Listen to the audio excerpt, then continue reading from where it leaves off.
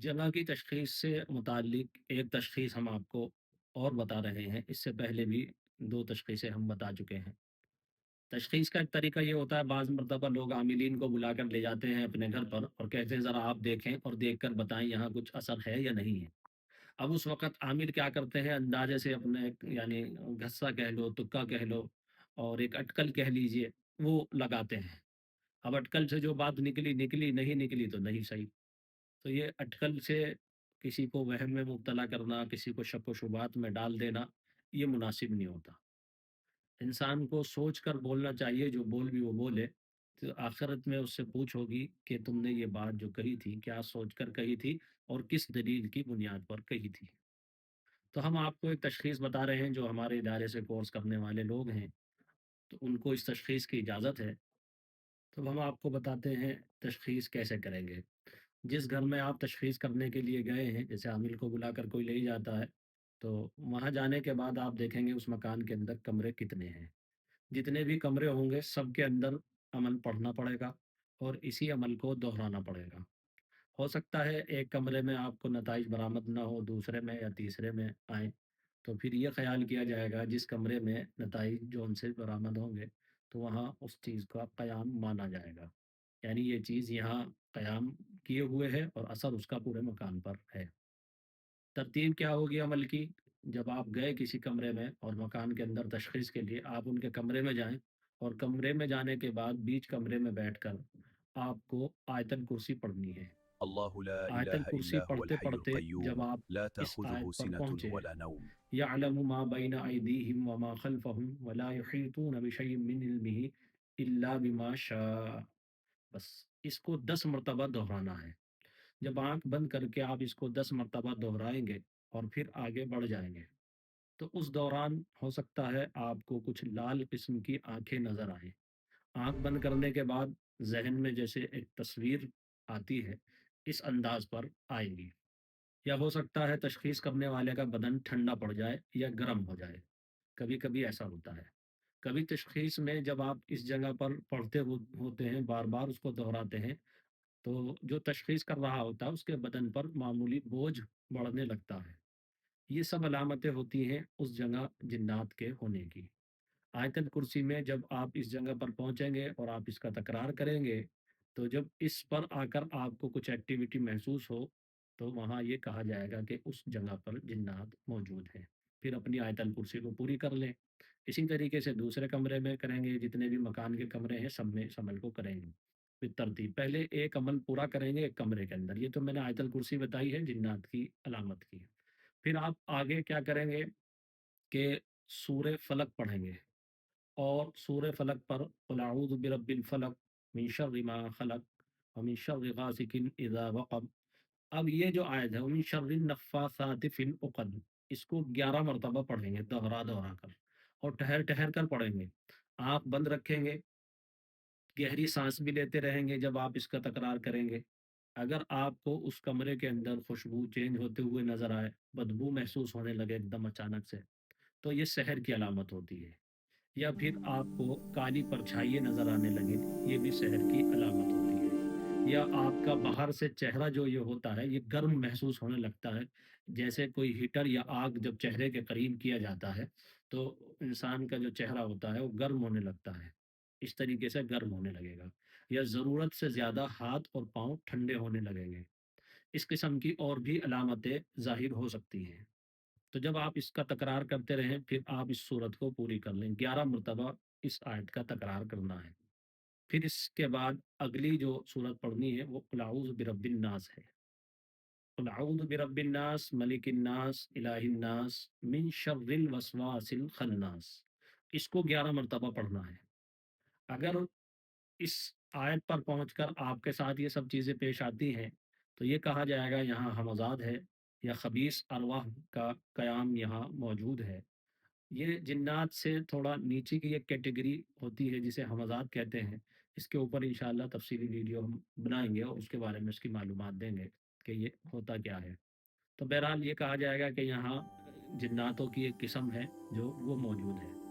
तो इसी तरीके से होता है कि कभी-कभी ऐसा होगा जिस वक़्त आप तशख़ीस करके आए हैं, उस वक़्त आपको कुछ महसूस नहीं होगा उस दिन रात में उनके घरवालों में से किसी को ख्वाब में आ जाएगा, या फिर आपके ही ख्वाब में आ जाएगा। क्योंकि ये तशख़ीस का जो ताल्लुक होता है वो आलम मलकूत से होता है। इसीलिए तशख़ीस के वक़्त थोड़ा तकरार भी ज़रूरी होता है। अगर किसी को इस्तेज़ार हासिल होता है, यानी वो बहुत पकड़ रखता है कुरान और हदीस पर और अल्लाह ताला की तरफ बहुत ज़्यादा मुतवज्जे है, तो उसे तो ज़्यादा तकरार की ज़रूरत नहीं पड़ती, लेकिन आम तौर से अक्सर आमिलीन को तकरार की ज़रूरत पड़ती है। अगर इस्तेज़ार हासिल है, फिर भी अच्छी तशख़ीस के लिए तकरार करना पड़ता है। तो बहरहाल तकरार यानी बार-बार पढ़ना। तो इसको पढ़ेंगे।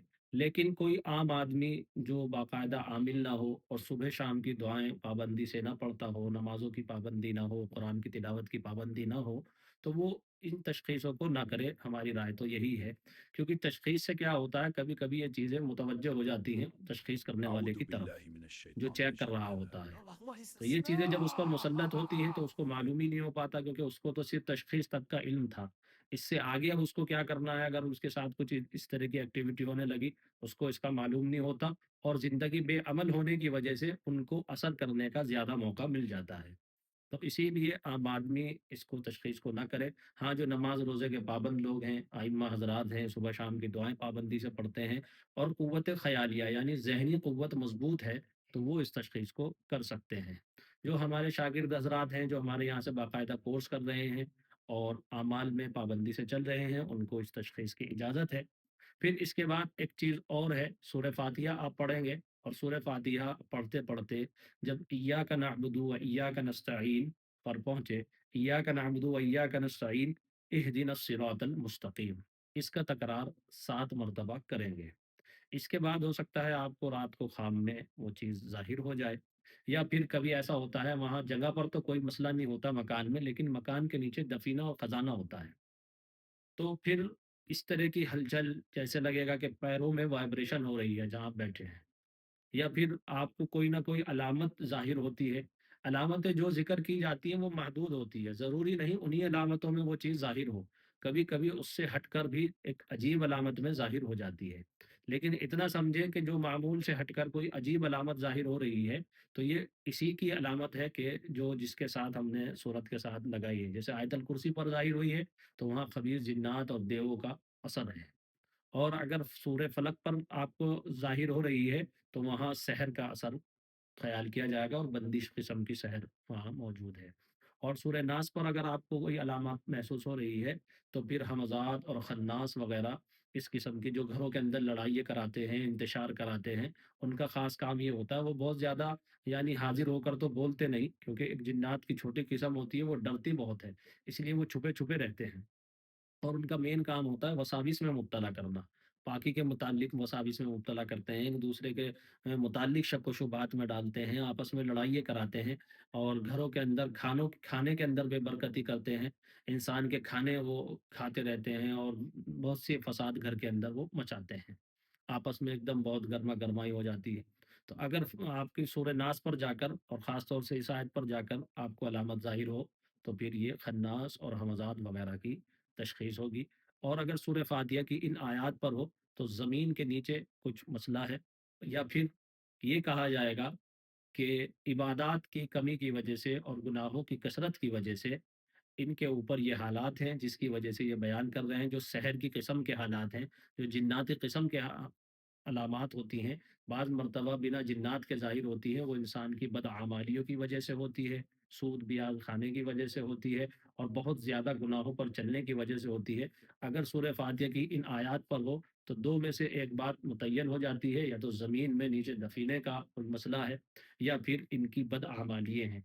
आप फाइनल कैसे करेंगे कि दफ़ीना है यहाँ पर या फिर इनकी ही बदआमालियों का ये नतीजा है? तो उनकी ज़िंदगी को आप देखेंगे, पूछेंगे नमाज़ वग़ैरह आप लोगों में से कितने लोग पढ़ते हैं, तो उससे आप अंदाज़ा कर लेंगे।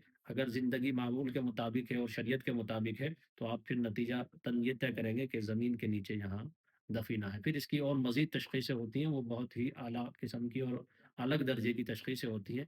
लेकिन ये आसान तशख़ीस जो आमिलीन हज़रात हमारे यहाँ से कोर्स करने वाले, जिनको लोग बुला के ले जाते हैं अपने घरों में और पूछते हैं ज़रा देख कर बताएँ क्या मसला है। तो आप हज़रात ऐसे ही अटकल मारने के बजाय फिर ये तशख़ीस आप करें, तो इंशाअल्लाह इस तशख़ीस को आप बहुत ही मुअस्सिर पाएँगे और नतीजा ख़ेज़ पाएँगे।